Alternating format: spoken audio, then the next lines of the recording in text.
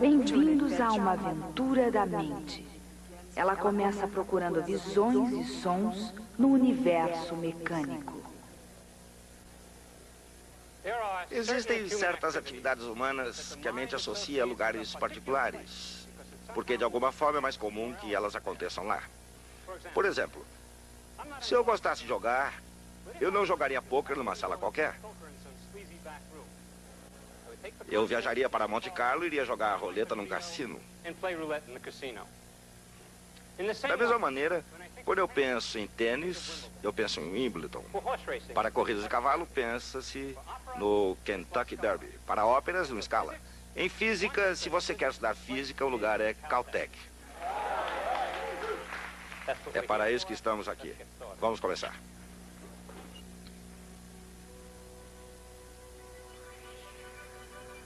Existe um ramo da ciência chamado cosmologia, que se caracteriza pelo estudo do passado, presente e futuro do universo como um todo. Como o universo surgiu? Como ele evoluiu? Para onde ele vai?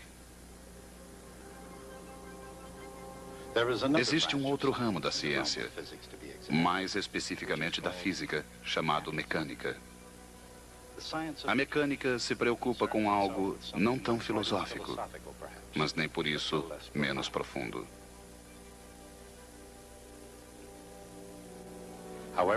Como quer que tenha começado, seja qual for seu destino, como tudo funciona.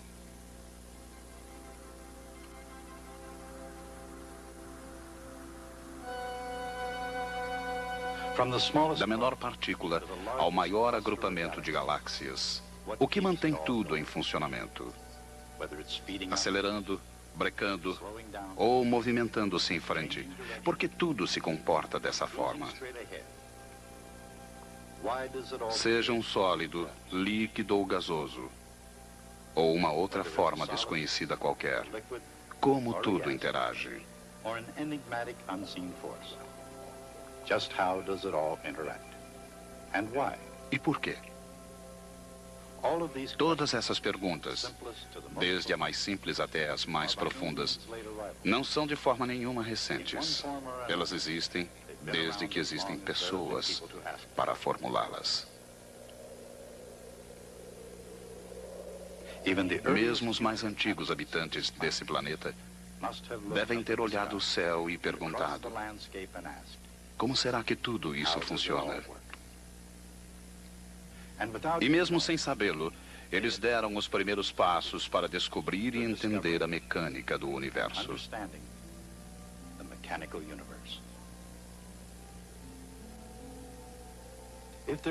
Se houver uma chave para entender a mecânica do universo, ela deve ser encontrada no domínio da matemática.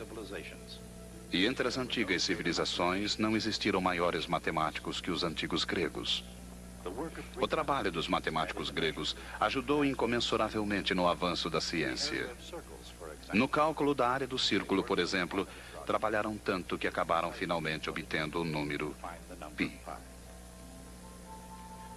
Apesar de, ou talvez por causa dessas brilhantes descobertas, os gregos ficaram para trás.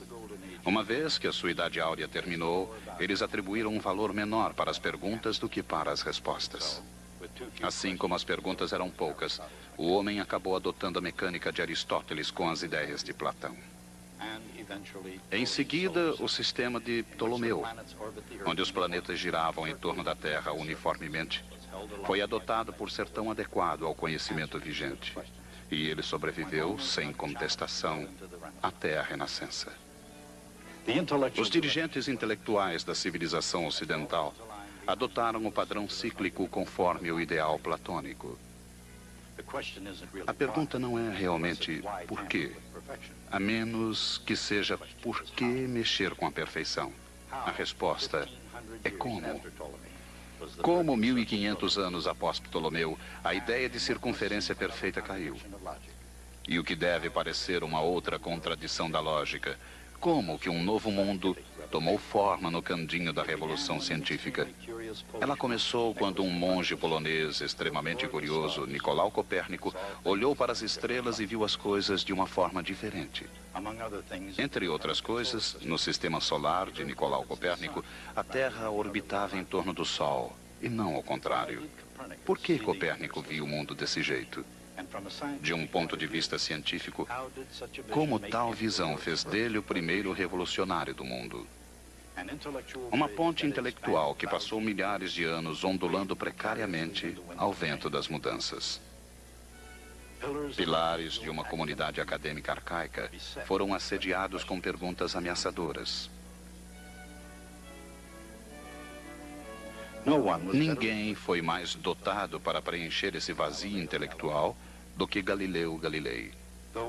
Apesar de o mundo da Renascença italiana ser ainda governado pelas ideias de Aristóteles, Galileu foi uma exceção à regra.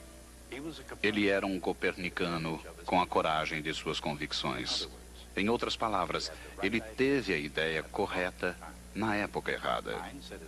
Seus críticos vieram em defesa do status quo. Mas se a Terra realmente gira, por que uma bola largada do alto da Torre de Pisa, por exemplo, cai diretamente para baixo? Por que não na próxima cidade? As respostas eram mais perigosas que as perguntas. A igreja, que o considerava como uma ameaça a Roma e uma afronta ao bom senso, preveniu-o para deixar as coisas nos lugares devidos. Contudo, na prática e na teoria, Galileu falou a verdade e provou o que parecia ser impossível.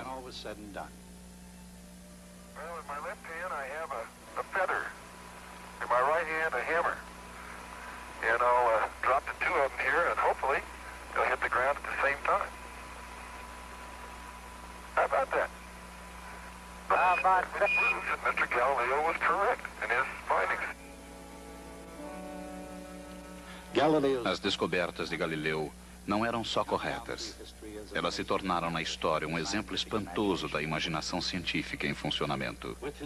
Com sua mente brilhante voltada a explicar o universo em termos científicos, os experimentos de Galileu levaram-no a descobrir a lei da inércia. Com inusitada visão física, ele previu corretamente a trajetória parabólica dos projéteis, bem como as leis dos corpos em queda. Ainda hoje, quando se discutem esses assuntos, muitas questões que estão por trás dessas experiências são tão desafiadoras quanto eram há 3 séculos atrás. Como Galileu calculou a trajetória dos projéteis? E fazendo isso, como ele começou a projetar a matemática profundamente no futuro? Nos dias em que ver era crer, como ele ousou contradizer o óbvio sobre corpos em queda? Como podem a pena e o martelo atingir o chão ao mesmo tempo? E por que, quando em 1633 Galileu caiu em desgraça, seu julgamento afetou todo o mundo?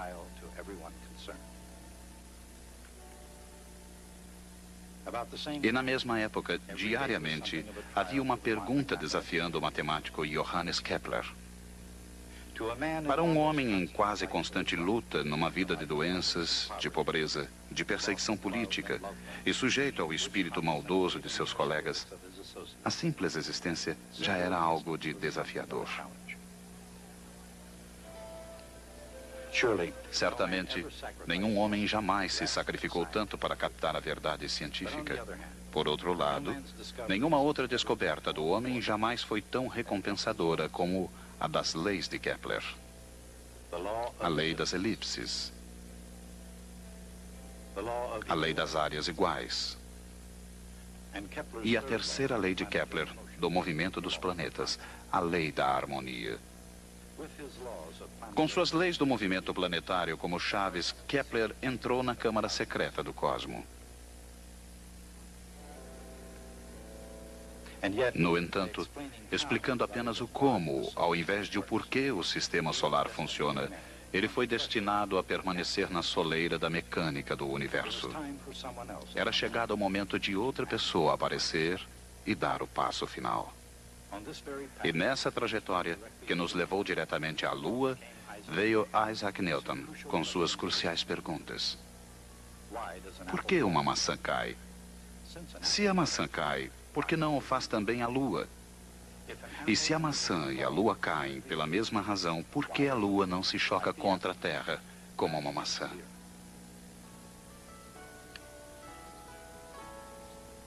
Com tais perguntas fundamentais, Newton calmamente sentou-se e peça por peça destruiu de uma vez por todas o velho mecanismo do universo aristotélico.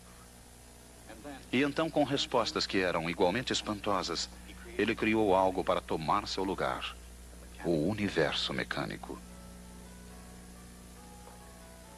O universo mecânico. Um universo previsivelmente ordenado, obedecendo precisas leis matemáticas. E com as leis dos movimentos, habilitou-se a enfrentar qualquer desafio da física. Com suas leis do movimento, Isaac Newton, como um Davi contra Golias, tomou conta dos grandes tópicos da mecânica. Armado com seu penetrante domínio das forças, um conhecimento preciso de trajetórias e a lei da gravitação universal, Newton dominava mais do que qualquer outro ser humano antes dele.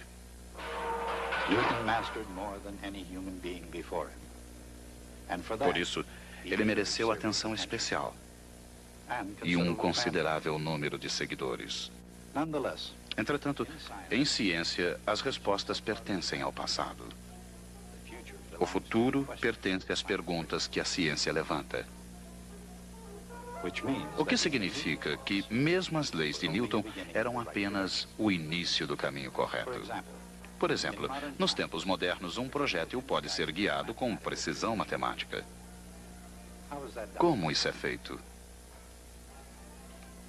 Parte dessa resposta é um instrumento chamado giroscópio. Como ele funciona? E no universo mecânico, por que mesmo uma roda de bicicleta é um exemplo de giroscópio? Momento angular é uma chave para a resposta. Mas o que é momento angular? E por que isso é tão vital em todo o universo? Desde a extremidade das mais distantes galáxias até a roda-moinho dos escapamentos de água das banheiras caseiras, o momento angular influi em tudo que está em movimento circular. E entre outras coisas, o movimento circular é a chave que nos permite manter a hora correta. Poucas coisas nos governam tão fortemente quanto a mecânica que estuda o tempo. Embora o homem tenha mais tempo à mão hoje, a preocupação com ele não é um fenômeno recente. Na verdade, o que é recente é o fenômeno do tempo preciso. Ele surgiu gradualmente, dia após dia, durante 4.000 anos. E finalmente chegou com a compreensão do movimento harmônico. O que é movimento harmônico? E no subir e descer, como o movimento harmônico realmente funciona. E entrando diretamente na mecânica do universo, como ele é relacionado com o movimento circular? A resposta não é tão misteriosa como pode parecer. E não há nenhuma razão para tratá-la por rodeios. No entanto, algumas vezes ajuda. Tudo o que é preciso é um pouco de cálculo diferencial. Enquanto o cálculo diferencial de Newton infiltrou-se e alargou-se na mecânica do universo, a extensão de sua generosidade era consideravelmente mais estreita. O barão Gottfried Wilhelm Leibniz percorreu as paisagens europeias com a confiança suprema e tinha um bom número de motivos para isso. Como diplomata e matemático alemão, Leibniz foi tão bem sucedido que Voltaire o caracterizou como um exemplo de otimismo. Extrovertido, bastante aceito pelas mulheres, Leibniz não tinha nada em comum com Isaac Newton, exceto a descoberta do cálculo. Havia muito espaço no prato de Newton para que ele aí pusesse um pouco de bondade. Ele se achava merecedor de gentilezas, afinal de contas ele tinha criado as leis do movimento, a lei da gravitação universal, o telescópio refletor, uma explicação teórica da luz e cor. O número de suas conquistas era extenso para se listar. E, contudo, apesar de tanta inteligência, Newton permitiu, se não até encorajou, uma amarga controvérsia com Leibniz.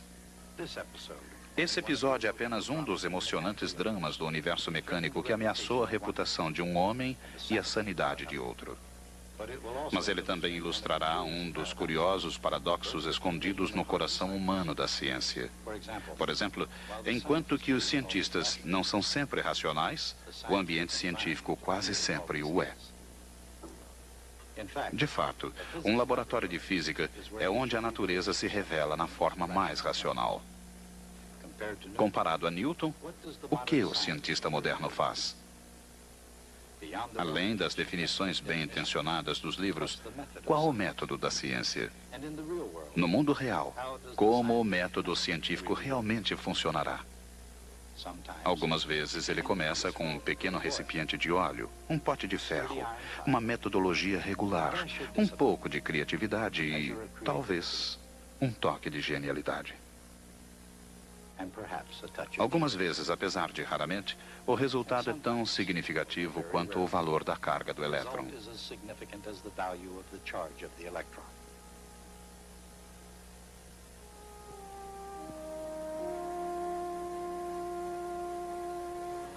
Quem foi esse físico? E de que maneira caprichosa ele se tornou um dos mais famosos homens da história científica? No passado, presente e futuro, físicos foram sempre fascinados pelos mistérios da natureza. Por exemplo, a misteriosa natureza da luz. Luz. A sua real natureza tem sido quase tão difícil de se captar como a da quase incompreensível vastidão do universo. Sua velocidade é ainda mais assombrosa. Por que ela tem um valor específico? Por que ela é chamada de uma constante fundamental? E precisamente o que é uma constante fundamental da natureza?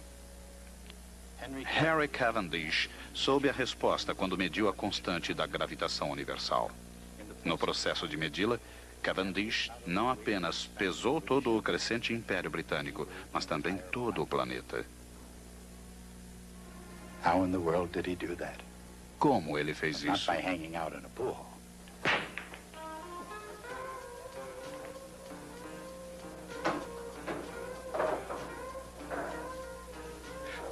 Estes homens seguem leis, embora não de forma exatamente legal. No entanto, eles utilizam perfeitamente as leis da mecânica clássica. Claro que nem todos os homens aqui conhecem completamente esse fato. A maior parte deles desce escadas cheias de giz para jogar dardos, ou com o fim de lucrar algo de outra maneira. Mas é provável que, quando certas leis de física são aplicadas da forma correta, todos os homens aqui presentes apreciam bastante seus efeitos.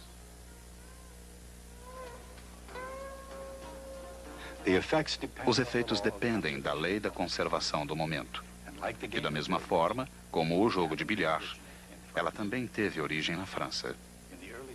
No início do século XVII, René Descartes cresceu considerando a matemática como obra de Deus. Como filósofo, ele procurou uma explicação para todos os fenômenos do mundo. No processo, Descartes não apenas concebeu a conservação do momento, como descobriu a geometria analítica. Com essa descoberta, ele mudou para sempre o terreno da matemática. Como, por um meio ou outro, os grandes exploradores científicos chegam a um terreno desconhecido. E quando alguma coisa já foi descoberta, como outra pessoa pode apoderar-se dela e exigir o crédito da sua descoberta? Em toda a ciência, da eletricidade à mecânica, o crédito algumas vezes não vai para o primeiro que fez a grande descoberta, mas ao último. Foi o que aconteceu no caso de James Prescott Joule. Ele está longe de ter sido o primeiro a explorar a área da conservação da energia. Ele pode ter sido o 8º ou 9º cientista a se deparar com a lei da conservação da energia. Mas, como Colombo, Joule ganhou o crédito pela descoberta. Por quê? E de uma forma geral, por que isso importa? No almoxarifado do Cosmo, a prateleira está tão preenchida hoje com um estoque de energia como estava naquela manhã em que o universo abriu para o comércio. Por outro lado, se a energia nunca se perde, por que os músculos ficam cansados? E por que as massas caem? A energia mecânica, como os exercícios em geral, tem muito a ver com velocidade e posição. Por outro lado, a determinação da posição de um navio à deriva sempre foi um desafio no universo mecânico. Eletrônica complexa, sistemas precisos de rastreamento, pessoal altamente qualificado. Esses são os recursos da Guarda Costeira dos Estados Unidos. Além disso, atrás do que é visto, há as ferramentas da análise vetorial. Numa crise ou numa sala de aula, como pode a matemática vetorial ajudar?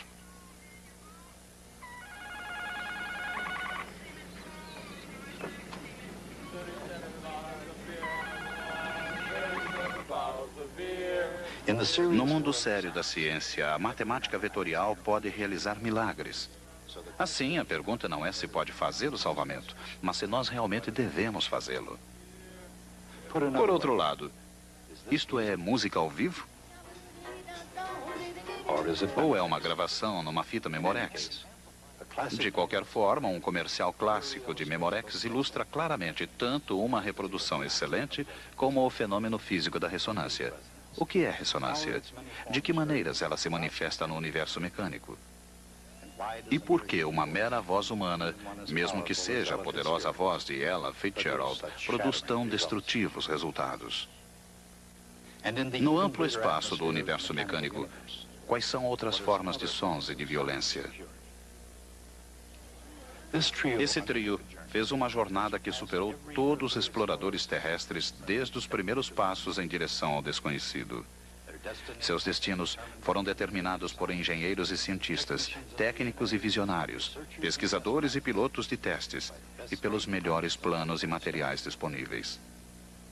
Além do próprio foguete, uma outra pergunta surgiu. Como é possível chegar daqui até lá? Historicamente falando, foguetes não vão a lugar algum sem um bom plano por trás deles. E mesmo hoje, eles não iriam muito longe sem a mecânica clássica. Quem são os navegadores espaciais? Além do mundo que conhecemos, o que eles procuram? E mais surpreendentemente, o que eles acham? A partir de Johannes Kepler, cientistas celestes podiam calcular os movimentos no sistema solar, mas o milagre da era espacial está fazendo o céu se tornar transitável e possível. Isso pode ter sido o que os pais da mecânica clássica sonharam, e é o que os navegadores espaciais fazem. De certo modo, todos os cientistas são navegadores e exploradores. A procura, de uma forma ou outra, tem sido sempre o destino humano. A estratégia sempre teve algo a ver com o ensino e aprendizado, com imaginação e lógica, com tentativas e erros, com o arriscar e ir ao limite. Não só a estratégia, mas o próprio universo pode tornar-se um tipo de jogo cósmico. Ao longo dos anos, pode-se citar alguns jogadores impressionantes. Alguns jogaram segundo as regras e alguns fizeram suas próprias regras. Mas todos compartilharam a necessidade comum. Eles precisavam jogar o jogo. Joga-se há muito tempo. E, de certo modo, o jogo nunca terminará. Eu acho que nosso assunto, mecânica clássica, é a parte mais importante descoberta na história humana. Antes de ela ter sido descoberta, a visão do universo era aquela que nós recebemos dos antigos gregos, principalmente nas palavras de Platão e Aristóteles. Naquela visão, as esferas de cristal do céu eram imutáveis, serenas, eternas e perfeitas. Apenas aqui embaixo, na Terra, existia confusão, decadência, desordem e morte. Era uma visão que foi literalmente projetada para nos colocar em nosso lugar. E esse lugar, a Terra, estava no centro do universo. E nós poderíamos facilmente nos imaginar como sendo o propósito da criação. Vieram então Copérnico, Kepler, Galileu e Newton. E quando eles terminaram seu serviço, nós morávamos num grão de poeira numa galáxia abandonada num canto perdido dos confins do universo. Nunca em seus impetuosos sonhos, Platão e Aristóteles pensaram em fazer-nos isso. A vida hoje não é muito diferente daquela de 2 milhares de anos atrás. Na sua essência, a condição humana não mudou muito. Mas uma coisa mudou para sempre. Nós descobrimos nosso lugar no universo. E é por isso que a descoberta é tão importante. Nosso trabalho é descobrir o que foi essa descoberta.